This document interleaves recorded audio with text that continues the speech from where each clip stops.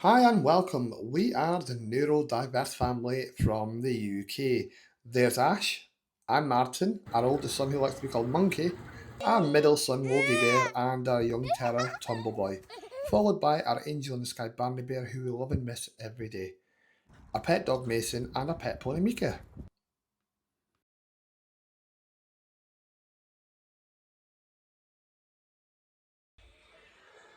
Hello and welcome to my first ever travel vlog. I'm Neurodiverse Dad, and in this weekend travel vlog, I'm going to be taking you to Dublin and on to New York.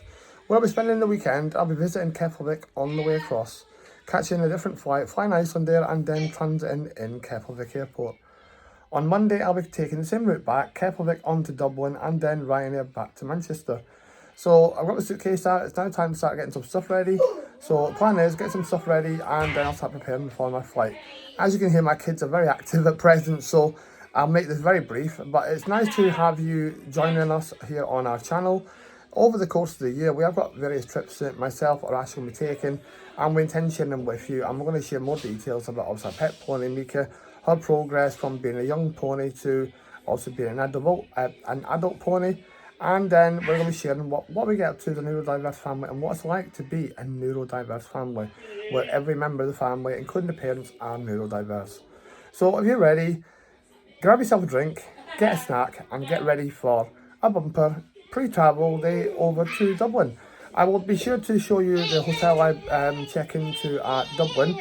Ash has booked me a stay at the Hilton Dublin Airport Hotel, and it comes with free transfer, so I'll be sure to show you that, and then I'll keep you along the way. So if you do want to see the rest of my travel, be sure to hit subscribe, because then as soon as I upload the next video, you'll be notified of it if you click that little bell on the screen. Otherwise, if you do enjoy this video, please give it a like, and otherwise, stay tuned, and in a few minutes, I'll be on my way. Welcome back. We are finally on our way to Manchester Airport with my brother Jordan at the wheel. As we join the 56, we'll be there in 10 minutes.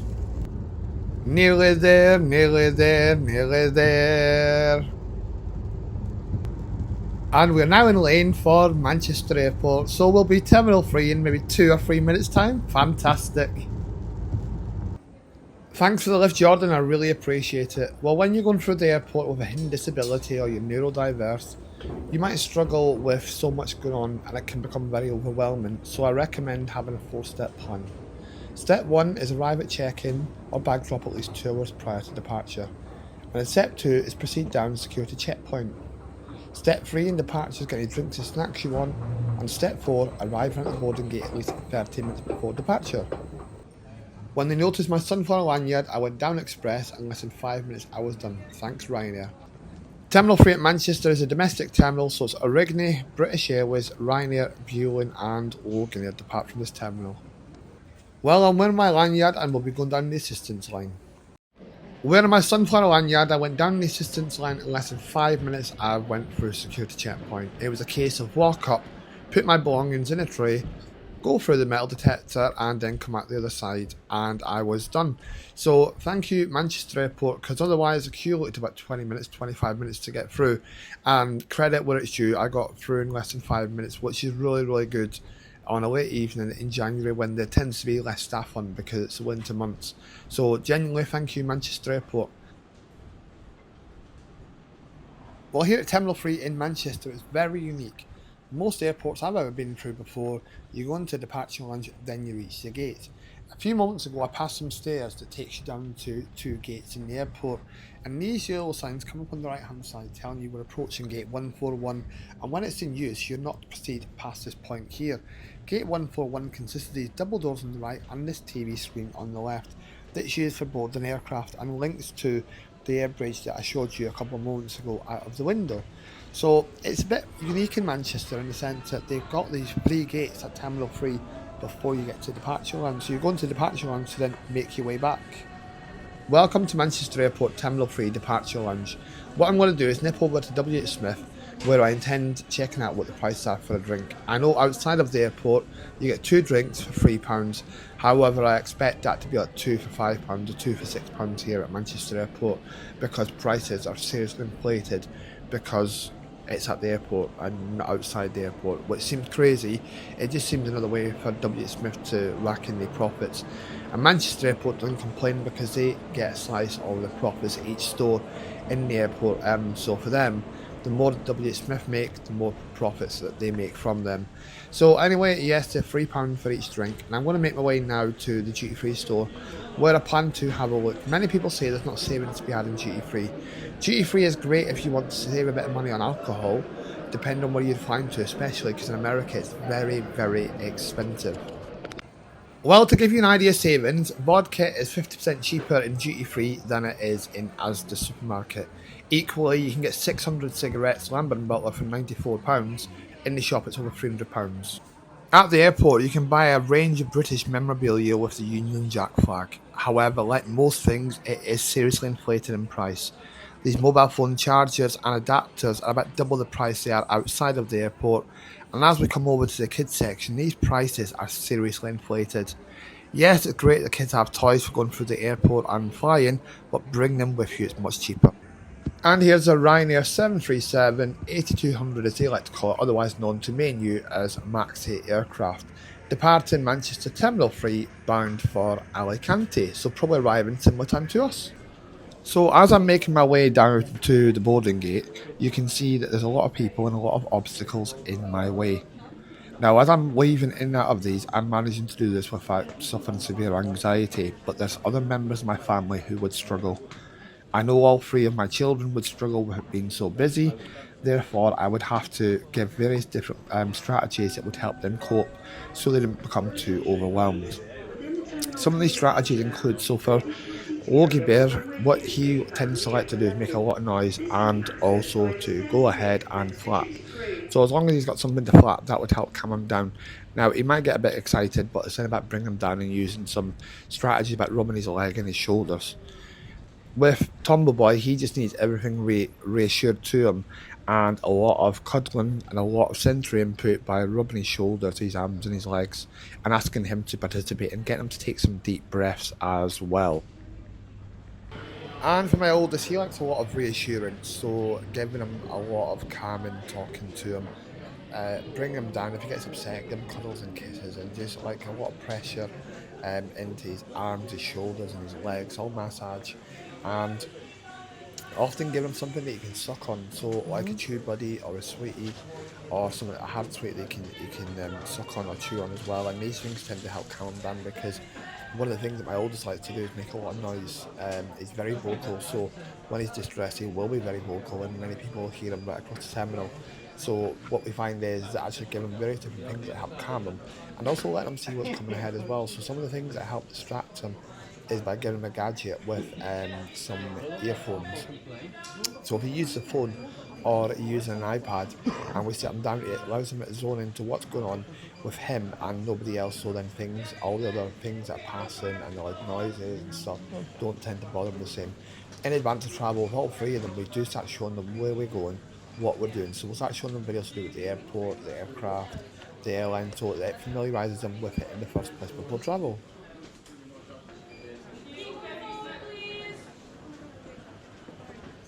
Make sure you get that passport signed when you get a chance. Yeah, no problem. Well, we've now passed through the boarding gate, and that's just now on our way towards the aircraft. Now, fingers crossed we actually go direct to the aircraft. I'm flying Ryanair tonight, and I'm conscious of how Ryanair do a lot of things around here. So, for example, they like to get everyone putting down the flights on final boarding call, and the aircraft ain't ready for boarding. To get people in a boarding gate or downstairs or queuing up outside the aircraft, and they have to wait there for a number of minutes.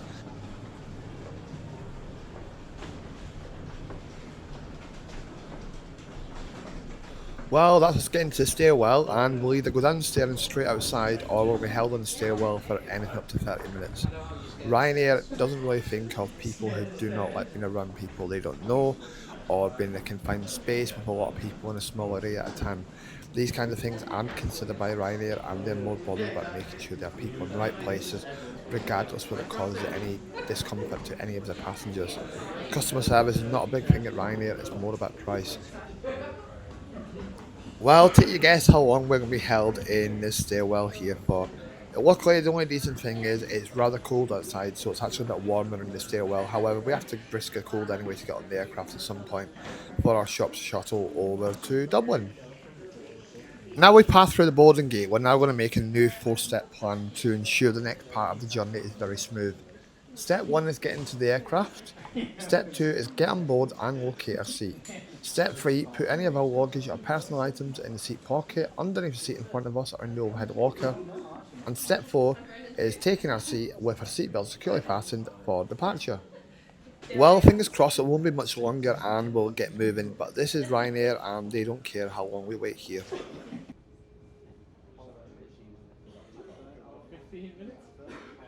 Well, as you can hear, fellow passengers commenting we've now been here 15 minutes and we're no further forward. So fingers crossed in the next few minutes we'll start making a move outside and get onto the aircraft. But this is the downside to cheap fares with Ryanair. Now, why else this is annoying that I'm stood here in the stairwell and have been now for a number of minutes and we don't know when this is going to end. In comparison, Aer Lingus don't make you wait in the stairwell, but they had a flight over to Dublin.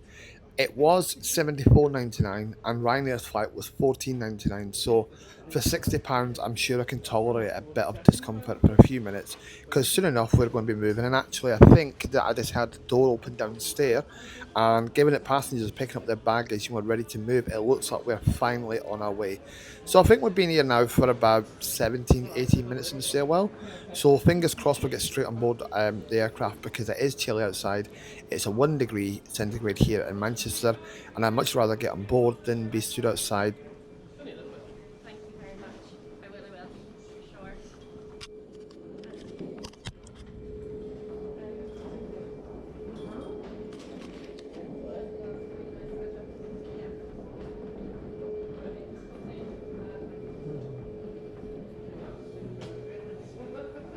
And here we are, we're now pretty much at the bottom of the stairwell and we're ready to step outside.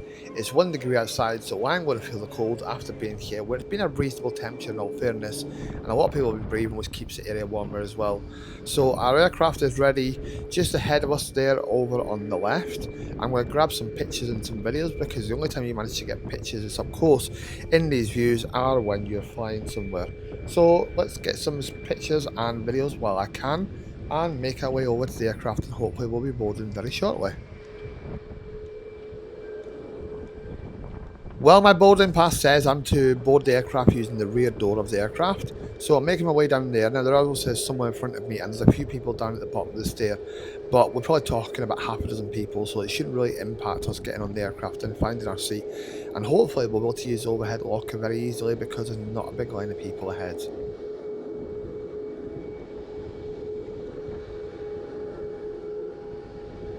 I love the smell of aviation fuel. So standing right here, although it's cold, it's not a really bad smell. Now in front of us you can see the A380 just arriving on runway 23 left. It's operated by Emirates, who is the largest operator in the world of the Airbus A380. They've got more than 100 of these aircraft in their fleet, larger than anyone else who operates it, and they absolutely love the aircraft. I'm told it's a really great aircraft to be flying on, and if you have the money to spend £6,000 or £10,000 on your ticket, you can fly first class, so you can actually have the onboard shower. How crazy would that be though? 38,000 feet and you step in the shower and then you step out and the cabin crew's got your breakfast ready before landing.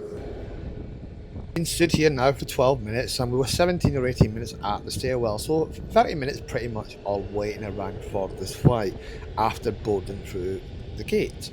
Well, I can see the people going up the steps now, so that means we've now got clearance to board and the line is starting to move, so that's positive anyway.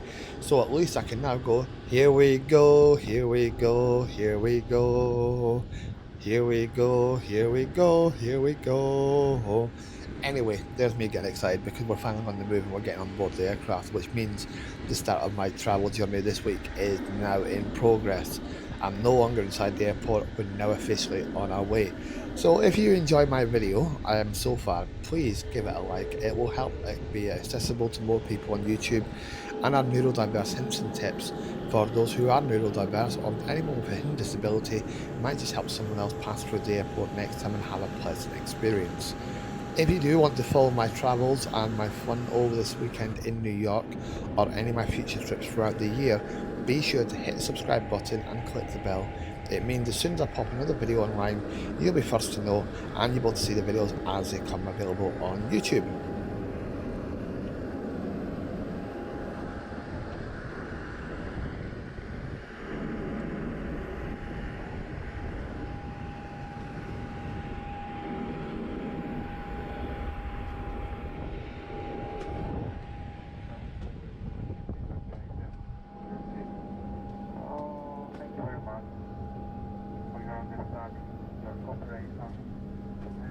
Well, that's us now on board, and it's now just a matter of locating my seat.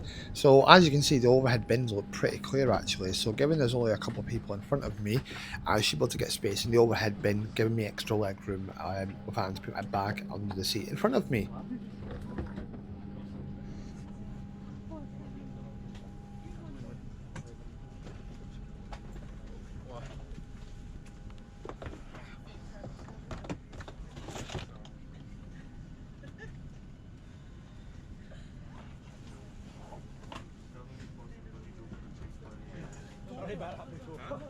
As I'm getting close to my seat, I can see the overhead locker is empty, so I'll be sure to get my stuff in there and get seated for departure.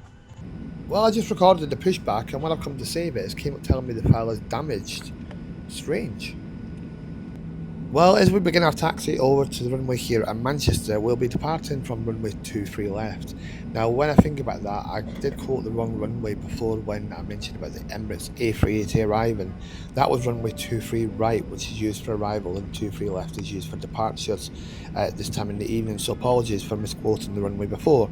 But we're now going to make our way over to the runway, and for whatever reason, that file that I'd recorded of the aircraft doors being shut and the cabin coming around taking people's orders, and obviously the aircraft pushing back for whatever reason is corrupt, so it might not make it into the final vlog. Well, we're just at the edge, 23 left here now, waiting to turn onto the runway, and as we do, you'll just see all the runway lights, and it looks absolutely magnificent. Can you see the lights? They look absolutely great. I'd love to just be lay in the middle of the runway or just at the edge of the runway and all you see is the lights. That'd be absolutely magnificent, and then this plane's coming over you. I'm a proper AV geek, aren't I? But I absolutely love it, and that lights there just look amazing. Well, be sure to let me know if you do enjoy the runway lights like I do in the comments below. And do remember, any comments that you post, I will get round and I will respond to them all. Well, I think we're going to go for a straight out departure, so we're not going to wait, we're just going to get onto the runway and we're just going to go straight out. So our routing tonight will be taking off here from the runway, and after takeoff we'll make a right hand turn, so we start making our way towards Liverpool, and once we get to the Bay of Liverpool we'll get onto the water straight across over the Irish Sea and then a straight in arrival into Dublin. Flight time will be about 25-30 minutes, so I'll record what I can of the flight and I'll be sure to share as much as I can with you that's actually viewable, as once we get up in the clouds you're not really going to see anything, but I'll be sure to record it anyway and share it with you. Well, as we now climb off from Manchester, that's now time where I can start waving Manchester Airport goodbye and say I'll see you next week. So tomorrow I'm flying with Icelandair over to New York via Reykjavik in Iceland, where I'll be stopping off for about 2 or 3 hours before I connect onto my next flight taking me to New York. And then on Monday evening I'll be flying from New York back to Dublin via Reykjavik again, where I'll arrive I think about 5-6 in the morning, and I'll catch an early morning flight over to Dublin, and then I'll be getting another Ryanair flight from Dublin back to Manchester. I think I get back to Manchester just after lunch on Tuesday, so be sure to tune in and subscribe if you do want to follow the rest of my trip, and I'll try and make it as funny and full of hints and tips and as action packed as possible. Well, in a few minutes the seatbelt signs will be switched off, but they'll be off for literally just a few moments, because once we get up to our altitude we'll then be beginning our descent into Dublin. However, in 2 or 3 minutes the cabin crew will start coming around with drinks and refreshments. Because it's only a short flight, while we're on the ground in Manchester they came around taking everybody's order, so once they're released for the duties they'll get up, they'll start getting the orders ready and they'll deliver them, so people can have the drinks and refreshments before our final descent and approach into Dublin. Well, I'm following today's progress on my phone. I've got an offline app you can use that'll follow the GPS of where we are. So according to this, in about a minute's time I'll be flying very close to my house, not over my house but very close, and I'm sure Ash and the boys will be following the flight progress along with other family members like they like to do. When I land in Dublin, no doubt I'll have some text messages from who's been following me, telling me what time I'm going to be arriving and stuff. That's normal for my family. They love watching along. If they're not flying, they're tracking. That tends to be what they do when any of us fly anywhere. So the plan is, once I get over to Dublin anyway, in about 20 minutes, 25 minutes, we'll land in Dublin. I'll be following a 4-step plan. Now, I know that I've given you a couple of 4-step plans so far. I break them down into 4-step plans because if I said, well, I've got a 12-step plan, it might seem very overwhelming for many people. So I find that you have a 4-step plan. So the first one is about getting to the gate and getting boarded. The second one is about getting on board and getting yourself comfortable, ready for flying. And then the third one is obviously your arrival process. So you can then get in the terminal, collect your baggage and pass through all the passport checks and the customs checks and get outside, and then that way your journey's over and you can then make your way home or wherever your onward journey is taking you to. Just look at my GPS map there, that's me just passed over my house, not directly over, but very close to it. So I'm sure everyone who is tracking it might have noticed where they were, and if not, then they might need to go Specsavers if they didn't notice on the map. I'm only kidding. We love winding each other up, that's just how we are as a family. Well, that's cabin crew about to start their in-flight service, which will consist of them coming around offering drinks and snacks available for purchase and delivering the orders for anyone who pre-ordered previously. I got myself a drink at W. Smith, a bit of a robbery really. I got 2 drinks and a Mars chocolate bar, and it was just under £8, and that is ridiculous. Outside of the airport I would have paid £4 for that, and it just shows you how some places in the airport really inflate prices and you don't get a great deal. I think we need to have something that restricts the amount that can be charged in airports. I think that it would make it cheaper for families, because for me there was £8 for 2 drinks and a snack. Now if there's 5 of you travelling, that's £40, and that's quite a lot just for a little snack each and a couple of drinks each to keep you going the rest of the night and when you're on the flight and after landing. So I think something should be done, but no one will ever it. According to my GPS map, that's us now getting close to Liverpool, and we'll be on the Bay of Liverpool in the next few moments' time, where we'll then leave land and we'll get onto the water and onto the Irish Sea, where we'll make a straight across approach over to Dublin. So in about 15 minutes' time, we'll be on approach to Dublin in Ireland. Well, we are pretty much about to leave land and get on to the Irish Sea.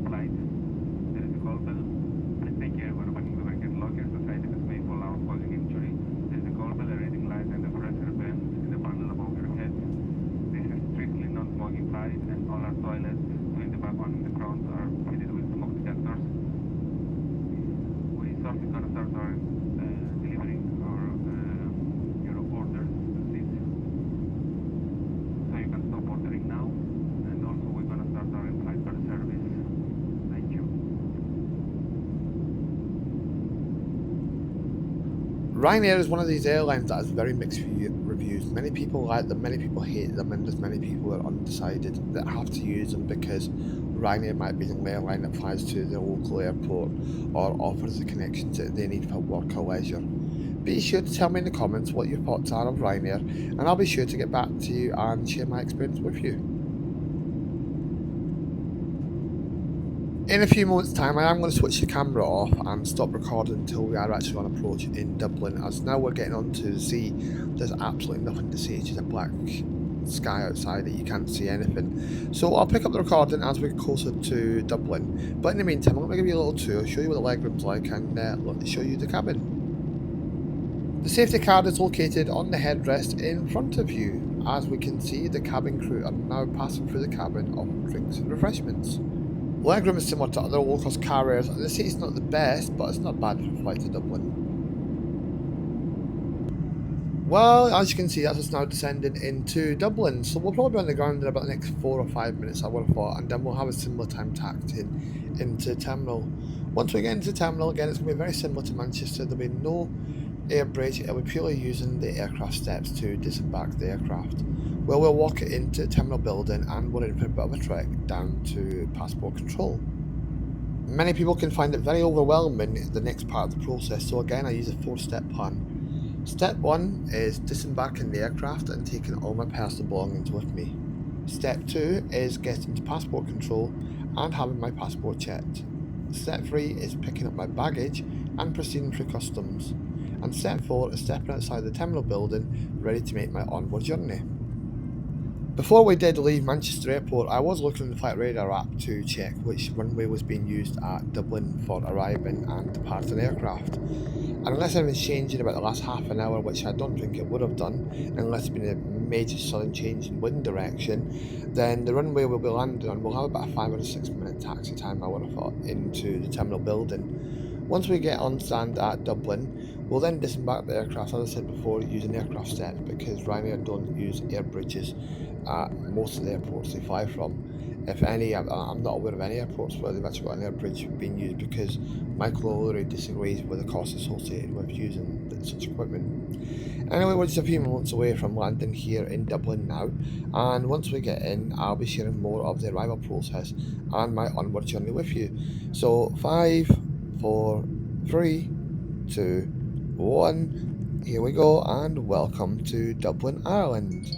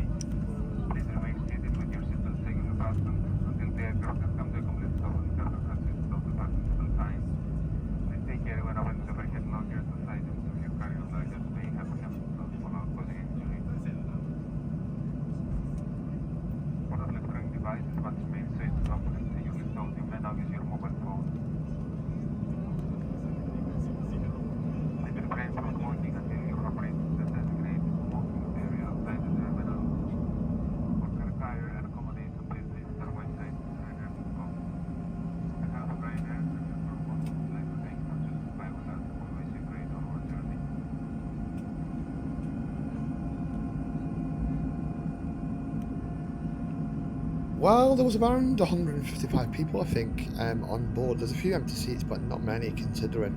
So it's a reasonably full flight towards Dublin and very profitable for Ryanair. Book in advance, £9.99. If you book last minute with this kind of seat availability, you can pay a few £100s. Well, last minute, you can pay a small fortune on Ryanair just for a short trip over to Dublin. When I booked the fare, I paid £14.99.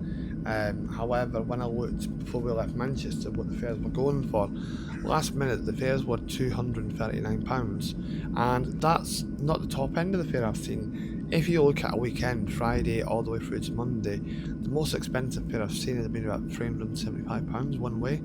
So to think that you can spend £750 on the return trip to Ireland with Ryanair last minute seems crazy, because you can take yourself pretty much around the world on the low-cost airlines if you booked well in advance, or at least you could go to the States and maybe like city hop a couple of places and so back to the UK for less than what Ryanair would charge you there and back to Dublin. But that's just how seat availability works. The closer to departure and the more seats to sell at, the fares go up. They start off at the low base price and there'll be ridiculous prices on the last seat.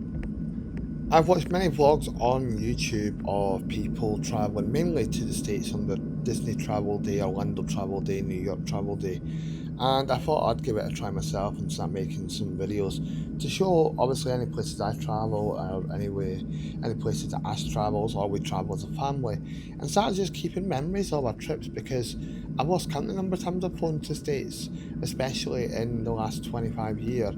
to think it's probably about 40 times or so. However, I've got very little footage of any of my trips, so I thought I was going to take a leaf out of what I've seen some of these great people, these great content creators on YouTube doing, and start documenting it so we can look back as a family as we start getting older and go, remember when we did that? And then it's great to talk about and sit down as a family and just reminisce over great times we had. So be sure to see many more videos from us coming up on our YouTube channel.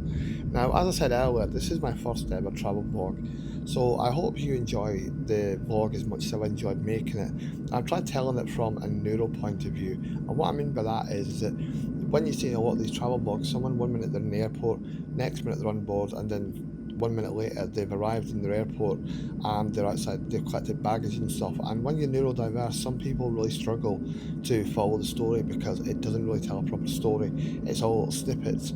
So I've tried making this travel vlog and all my future travel vlogs being neurodiverse in mind, that it tells a story, so it might show you a lot more than typical other travel vlogs that other great content creators make, but it's just to help out other people who might be neurodiverse or have a hidden disability and just familiarise themselves with the whole process, because as you can imagine, many people probably have a lot of travel anxiety after COVID, because when COVID happened it shut down borders, you weren't allowed to travel, you had to have these vaccines, you had to have your tests and so forth, and a lot of people who had a fear of flying, that just added to their phobia.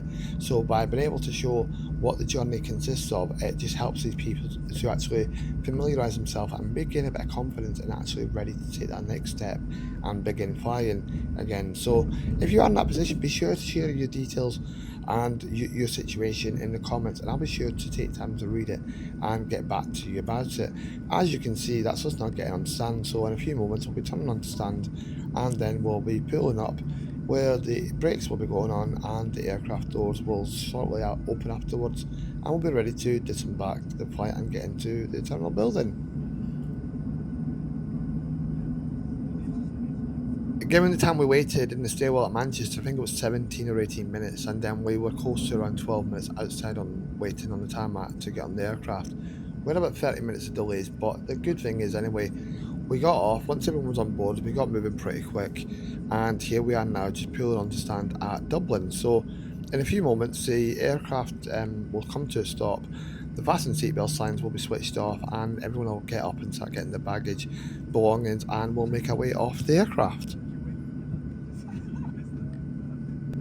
Well, that's from making our way off the aircraft, and this will give you an idea of the legroom on Ryanair. Now, at what they're charging at $9.99, $14.99 and stuff is really not a bad price. Admittedly, as I said before, if you book last minute, you can pay a few £100s. But the key to saving yourself a small fortune is book early in advance, try and avoid peak times and try and avoid peak days, so Friday, Saturday, Sunday, Monday. Bye, thank you. It's freezing. Well, it's just similar to Manchester, the temperature here in Dublin. So let's get in anyway. We're on stand 109 here at Terminal 1, and we're now just going to step inside the terminal building in a few moments where we'll get warmer and we'll make our way to the arrivals area. If you do suffer with any form of mobility issues and you require the use of a wheelchair and you've booked yourself airport assistance, remember to remain on the aircraft, because then once everyone is disembarked, they will come and collect you, and it will save you taking this trek, because it is a long trek, especially if you suffer any form of mobility issues. Airport assistance can be booked with the airport directly or with your airline at least 48 hours prior to departure. Please remember, if you are suffering any form of hidden disability, whether that be anxiety, you're neurodiverse, or there's another hidden disability that you might actually present with but it's not always visible, be sure to get yourself a sunflower lanyard. This will make your transition through the airport much easier, and it will mean that when you're going down particular security areas, passport control areas, you will be expedited down, and it will reduce the time you're waiting and reduce your anxiety to make the airport a much more pleasant experience for you. The Sunflower lanyard is also useful when it comes to check-in, because this can get you down an express line to get checked in faster, and when it comes to boarding the aircraft, it can get you boarded at an early stage when they begin boarding. The last time we travelled as a family was 2019, when we took our annual holiday over to Orlando. then COVID happened. So in the meantime, we've had some short staycations in the UK. However, nothing beats travelling overseas. I absolutely love it. I love flying, and my children do as well.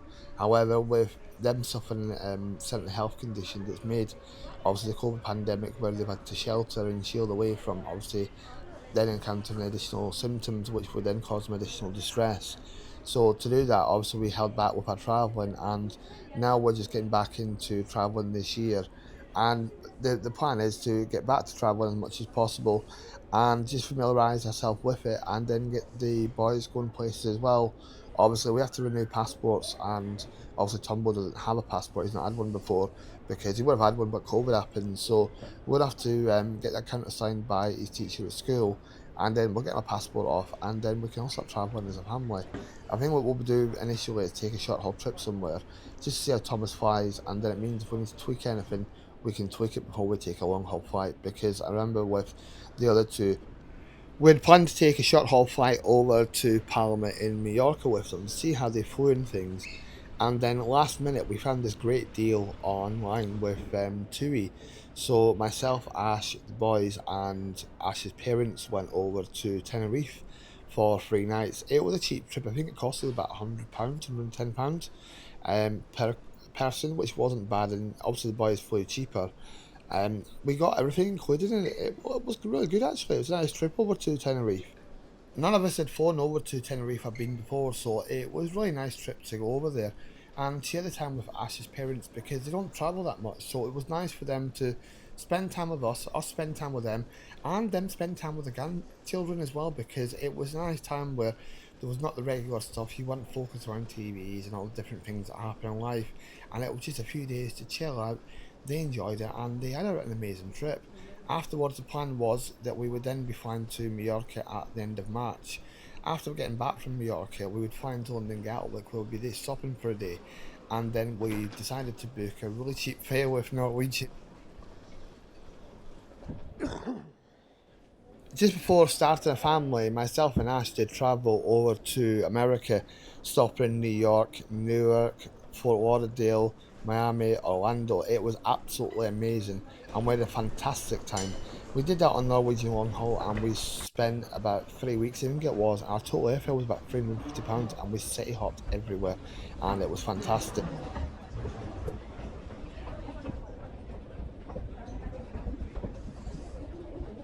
Well, it's time to use the e-gates again. Let's give this a try and see if it works. But I've got about a 20% success rate, so I don't think it will, but let's give it a try anyway.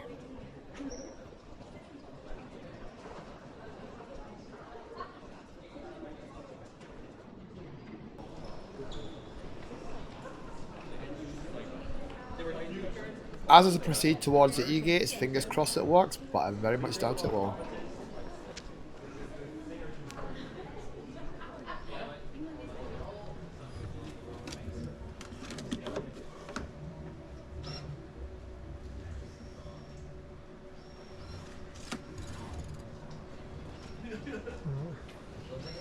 Told you these machines don't like me, so let's give it a try again and see what happens. And no success. So I think I'll just give up on this. I'll go for a manned booth because I think it'll be much better. The guy next to me had the same problem. He's gave up as well and went to a manned booth. So I think that's probably the best way of doing it. It'll be much quicker.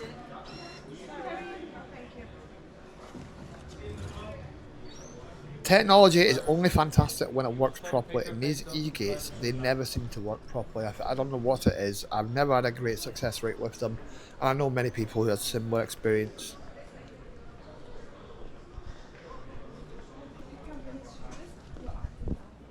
Technology is meant to speed things up. However, going to a manned officer, he looked at my passport and I was through in less than 10 seconds. It took me longer at the e-gate. So sometimes having a manned officer is much better than it is having an e-gate that's down to a computer system if it wants to work or not. So we're now going to make our way anyway to baggage reclaim, and given the walk we've been in here, I'm hoping that my my bag should be on the conveyor belt ready to go. This part here, just before we get to baggage reclaim, is all about promoting how much Guinness is big in Ireland. It's the Irish drink, and you can't miss it. It's murals on both sides of the wall, all about having a Guinness. Don't think I will myself. What about do you? Do you like Guinness?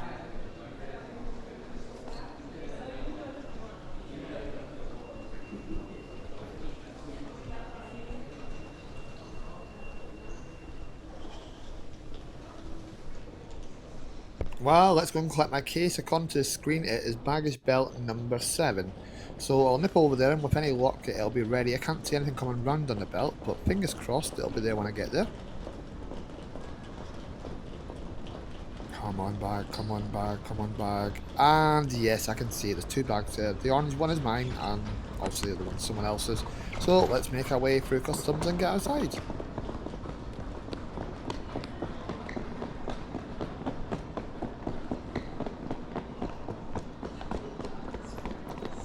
And there's customs. Our flight's not of interest because we only came from Manchester, so they're all backing off. Otherwise, they'd be on you like flies to SHT. I'm sure you get what I mean. Well, as I make my way out of the terminal building to outside, I'm going to go through the welcome centre and down to where the coaches park. I believe that's where I'm going to pick up my airport shuttle, which leaves twice an hour. So fingers crossed it's not going to be a long wait because it is chilly outside. So we'll get outside, go and get over there, and hopefully it'll be a few minutes and then we'll be on the way down to the airport hotel. And as I step outside, I can feel it's chilly just like it was in Manchester. Well, that looks comfy, so I'm about to dive in one of these seats and get ready to go. As I got on board, the driver told me it's about 7 or 8 minutes down to the airport hotel this evening, subject to traffic. But fingers crossed, there shouldn't really be any major traffic at this time, and we'll be there in less than 10 minutes.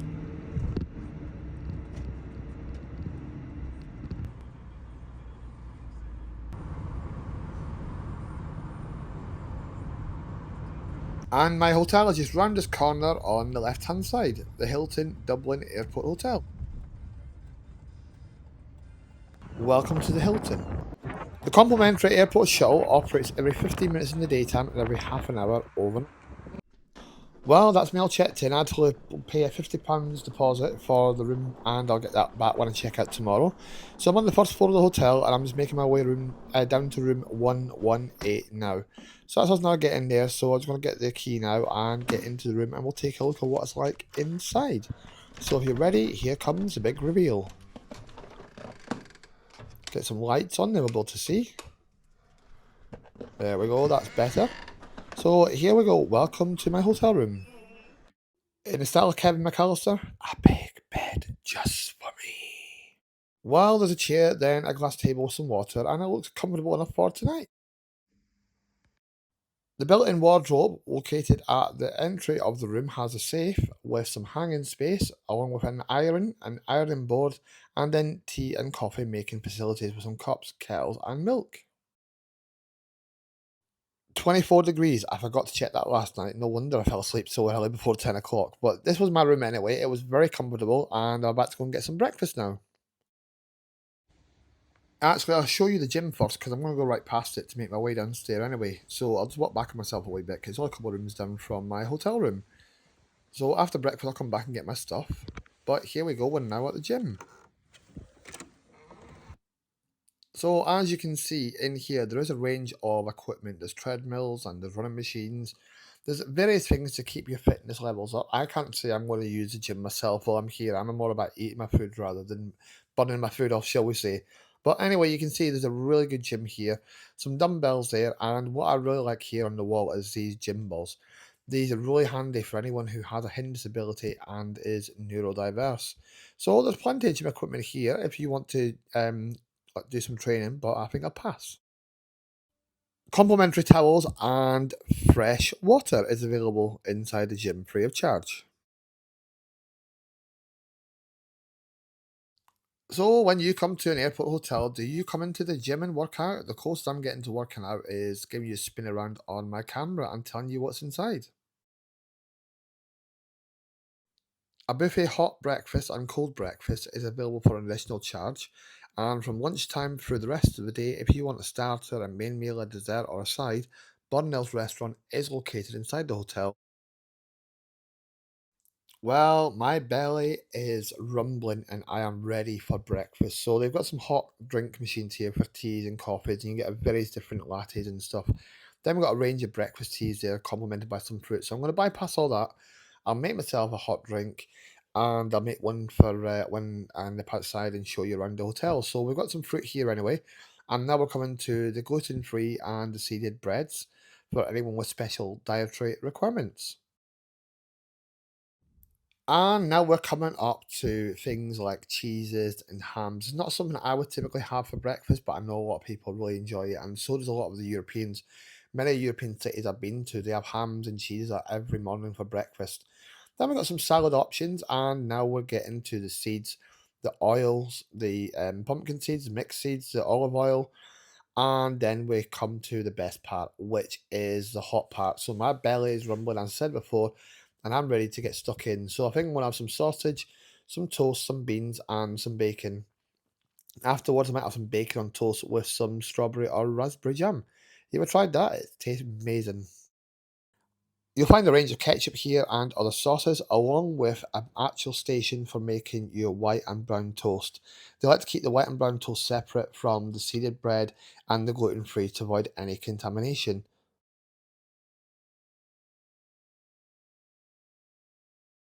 While our breakfast pastries are your thing, they do have a range of them here, and that's then followed with some chocolate muffins and some pre-packed biscuits.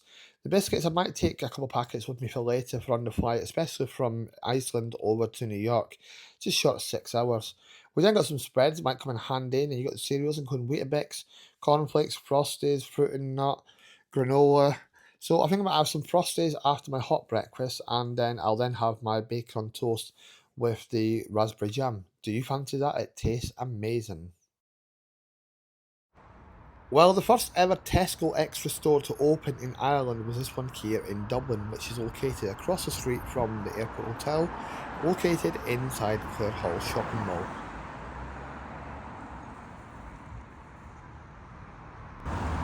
Well, that's me now going to make my way over to the hotel now. My bag's still upstairs in my room, so I'm going to grab that, nip downstairs, check out, then get on the complimentary airport shuttle, which will take me back to the airport terminal, where I can drop my bag off for my flight this morning with Icelandair. I'll step inside, go up to my room, and I'll show you around the bathroom because I forgot to show you that. Well, as you enter the bathroom, the first thing you're presented with is a toilet. And to the side of there is a little recycling bin for putting any sanitary ware in. There's a phone if you have a desperate need to ring reception, and then a shaving mirror. You'll find a large enough sink for washing your hands or for doing your teeth.